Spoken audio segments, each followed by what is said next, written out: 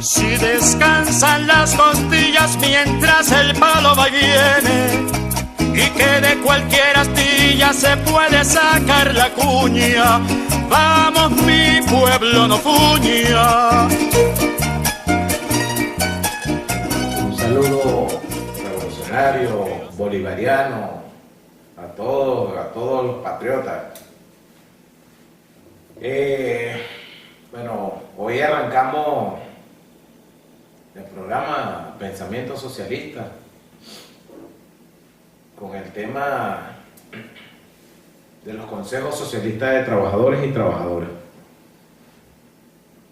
Un tema en el cual ya yo he participado en la promoción e impulso de estos consejos socialistas de trabajadores. Una orden del comandante Chávez, así la asumo yo, una orden del comandante Chávez, de crear los consejos socialistas de trabajadores.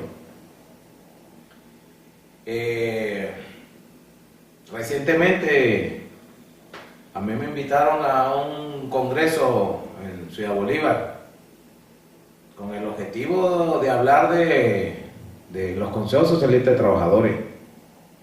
Allí hubo cierto punto de vista. Asistieron un gran número de consejos socialistas de trabajadores. Y yo comentaba en aquella oportunidad el rol protagónico de los consejos socialistas de trabajadores. Y decía la importancia como revolucionario, como socialista, de impulsar este proyecto de la creación de los consejos socialistas de trabajadores, establecido en la Constitución, en la nueva Constitución Orgánica del Trabajo, en su artículo 490 y 491. Hace referencia de la figura de los consejos socialistas de trabajadores. Óigaseme bien, hace referencia a la existencia de los consejos socialistas de trabajadores como colectivo de los trabajadores. Yo en aquella oportunidad manifesté una cierta preocupación de promover e impulsar ante la Asamblea Nacional un proyecto de ley que amparara a los consejos socialistas de trabajadores. Y se encaminó en eso. Hicimos una serie de reuniones con el objetivo de llegar a la Asamblea y solicitar la ley. Bueno, al principio la participación de todos los camaradas, de mi persona, en una comisión mixta para exponer ante la Asamblea Nacional esa intención, esa preocupación, manifestándole, solicitándole la discusión para un proyecto de ley que terminara en una ley especial, así la denominamos, así se estudió, una ley especial. Yo en el programa anterior hablaba de los nuevos liderazgos, del rol de esos nuevos líderes que están surgiendo y que habría que incentivarlos, promoverlos y apoyarlos para llegar a la Asamblea Nacional como diputados y diputadas de la Asamblea. Para este periodo 2015, que arranca el 2015, las elecciones parlamentarias. Exponía la necesidad de crear una ley especial para los consejos socialistas de trabajadores. Una ley donde pudiésemos discutirla, no elaborarla, ni mandarla a elaborar.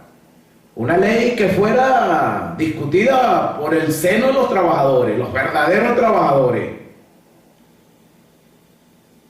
En esa oportunidad también recibí invitaciones de algunos sindicatos, de algunos gremios.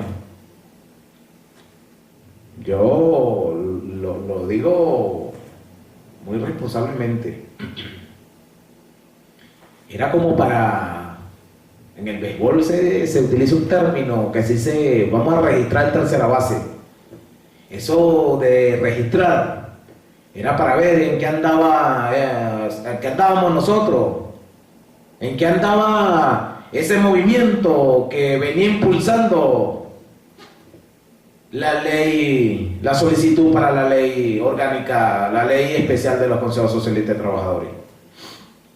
Se discutía allí, se hablaba, y yo fui uno de que tiene y tendrá la tendencia del esquema de un consejo socialista de trabajadores y trabajadoras. Yo lo veo como ese brazo de la revolución, junto de la mano con los trabajadores, para participar en la toma de decisión, para participar en la gestión, para contribuir y aportar elementos necesarios para el avance y la profundización de la revolución bolivariana y del socialismo. Yo le comentaba a esos compañeros que había que diferenciar lo que era un consejo socialista de trabajadores y lo que era un sindicato o una federación de trabajadores. Yo aprovecho la oportunidad para saludar a los sindicatos, para saludar a las federaciones de trabajadores. Y también el reconocimiento como organizaciones. No le quepa la menor duda que de mi parte los reconozco, que no comparta con ellos cierta práctica.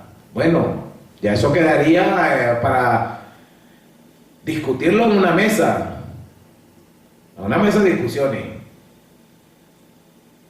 O sea, vamos a defender nuestro pensamiento, vamos a defender nuestra creencia. Yo proponía a los trabajadores, con la creación de los consejos socialistas de trabajadores, con una visión socialista, que esos consejos de trabajadores no fueran a asumir la práctica de los sindicatos. A nosotros no tiene por qué regirnos un contrato colectivo que son prácticas de la Cuarta República, contratos colectivos que los diseña un grupo, y vaya que muchos me lo decían. A donde a mí me llamaron por una reunión para yo, aunque sea, levantar la mano si estaba de acuerdo con algunos de los artículos. Un gremio que yo lo digo desde mi punto de vista, no sé quién los elige, porque la mayoría de los líderes de esos sindicatos carecen de comportamiento socialista. Lo digo con toda responsabilidad. La mayoría de esos dirigentes sindicales, con el ángulo hacia donde está la cámara, donde estaba la foto, quiero salir en un programa, que me inviten a un programa de radio, quiero salir en la foto del periódico Alfa, Omega, Beta, el periódico que sea. ¿Dónde, pregunto yo, hasta ahorita, dónde están los dirigentes sindicales que practican el socialismo? ¿A dónde? Por ahí, en esta noche veía Zurda Conducta y decía el compañero Mango, saludo camarada desde aquí, abrazo revolucionario, decía que con la ley para la protección de la mujer se acababa la práctica colchón. Y ustedes saben a qué me refiero. ¿Y esa práctica de dónde viene? ¿De dónde? ¿Cuál es el origen? ¿Quién promueve o promovía y todavía existe esa práctica? Y así lo digo con total responsabilidad. Yo en una oportunidad conversaba con un camarada, un amigo,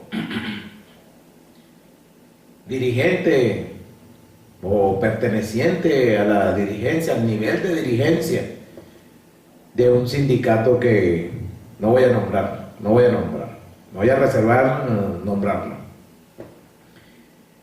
Y yo le preguntaba, en esa oportunidad, le preguntaba que por qué un sindicato necesitaba finanzas, que le preguntaba con la curiosidad de que me aclarara por qué era necesario la finanza dentro de un sindicato. Y esa persona me respondió diciéndome que era necesario la finanza para motorizar, accionar, ejecutar sus funciones como sindicato. Bueno, no me convenció, pero lo escuché y entendí lo que me quiso decir. Continúo y le pregunto, que también tenía esa curiosidad, ¿por qué si manejaban un sindicato, cada vez que iban a viajar, que iban a un congreso, que iban a alguna ciudad, que iban a algún lugar, tenían que pedirle recursos al ministro, a la ministra, al presidente del instituto, a la presidenta del instituto, dependiendo del ámbito, su ámbito laboral, pues. Y me decía que era porque la finanza no le alcanzaba, que los ingresos como colectivo, como organización, no le alcanzaban. Bueno, procedo a hacerle la tercera pregunta y le digo, ¿y en qué gastan entonces ustedes esa finanza? Me responde que en papelería, y utilizan los papeles del ministerio, utilizan las computadoras del ministerio, utilizan los recursos del ministerio, del ente donde están adscritos, donde se desarrollan, donde se desenvuelven esos sindicatos. Y por último le hago una pregunta más adicional y le digo que ¿qué hacen entonces con el aporte que hacen los trabajadores por el hecho de estar agremiados a ese sindicato? Y me dicen que es parte de la finanza, pues que se utiliza, es propio de la finanza, de los gastos administrativos.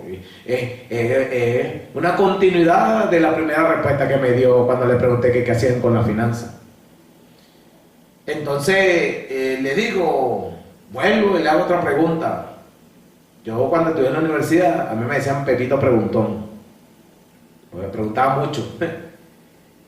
Y le pregunto una vez más que cuál era el propósito de hacer convenio con empresas privadas. Por ejemplo, yo llegué a conocer en algunos de los sindicatos donde curiosé, por decirlo de alguna manera, un convenio con la zapatería Pepito Pérez, donde los trabajadores podían ir y comprar sus zapatos, retirarlos, y que no se preocuparan que eso se le iba a descontar la nómina. Otro comercial donde retiraban electrodomésticos, nevera, retiraban electrodomésticos del hogar. Y no te preocupes, eso te lo vamos a descontar por la nómina.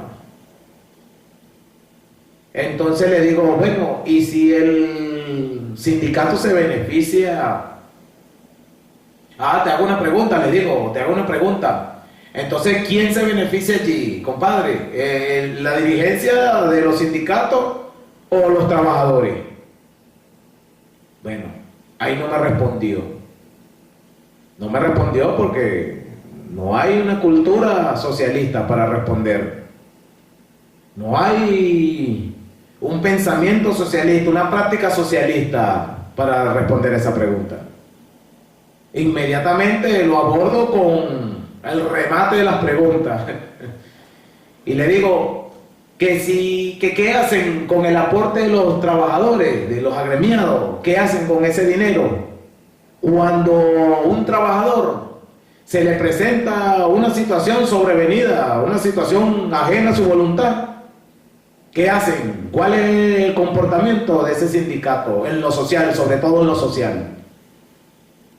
Y yo le puse un ejemplo y le decía, supongamos que un trabajador que cotice, que esté agremiado y que cotice en ese sindicato, necesite una operación y no se puede operar porque le faltan X cantidad de plata, 3.000, poquito, vamos a poner lo que esté por debajo de los ingresos de él. Yo le pregunté a ese camarada, ¿cuál era la responsabilidad social que tenía ese sindicato? No me respondió.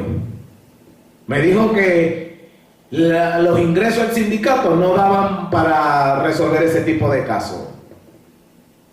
Y yo le decía, ¿será que cuando algún trabajador necesita pasaje para ir y venir de su casa a su trabajo, el sindicato le provee de esa ayuda?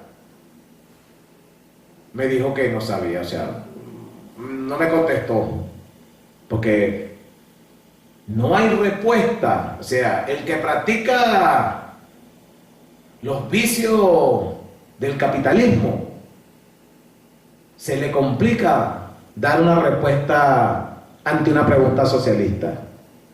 Se les complica. Se les complica, créanme. El que practica el socialismo, el que practica el individualismo, cuando tú le haces una pregunta en lo social, no hay cómo responderla. No hay capacidad de respuesta, porque no los mueve la esencia social, la semejanza por el otro, el dolor ajeno, la necesidad del otro. Lo decía el comandante Chávez, sálvese quien pueda. Entonces, de allí mi preocupación, esa oportunidad de promover, de impulsar la solicitud para la creación de la ley especial de los consejos socialistas de trabajadores. Pero en esa oportunidad yo no propuse, vamos a ir a la asamblea, no, vamos a preparar a nuestros trabajadores, porque eso es un liderazgo. Así se practica el liderazgo. Vamos a hablar con los trabajadores. Yo lo hice. Vamos a hablar con los trabajadores y vamos a explicarle a los trabajadores qué se espera del Consejo Socialista de Trabajadores. Se impulsó las mesas. Era necesario que los trabajadores se incorporaran de manera activa. Se fue formando. Yo propuse que se le fueran dando talleres a los trabajadores para entender el socialismo, para entender los elementos de la revolución, para entender el Caracazo, para entender el 27 de febrero, el 27 de noviembre, para entender el 4 de febrero. Explicarle a los trabajadores qué ocurrió la noche del 4 de febrero aquí en Venezuela. De explicarle cómo llega el comandante Chávez a ser presidente de la República y a convertirse en el máximo líder de la revolución bolivariana. A estudiar. De allí le pedí la colaboración al camarada Jesús Farías. para ir preparando a los trabajadores, para promover e incentivarlos a ir desarrollando la cultura bolivariana y revolucionaria.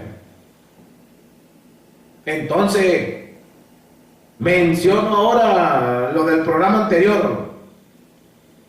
Leyes como esa, que están pendientes, que es extraño que se haya hecho una solicitud a mediados del 2013 y que esté a la altura, que todavía no hay ley especial de los consejos socialistas de trabajadores.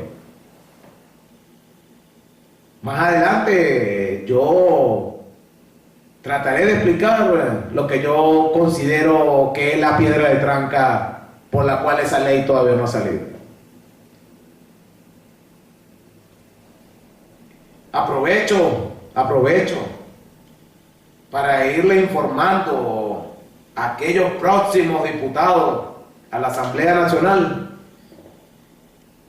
Bueno, ahí hay una ley que está en espera, así como muchas. Yo los invito a que asumamos esa responsabilidad y la endosemos en lo personal como una meta, como un objetivo. Bueno, con esta palabra, con este programa de hoy, me despido deseándoles a todos una feliz tarde. Independencia y patria socialista, viviremos y venceremos.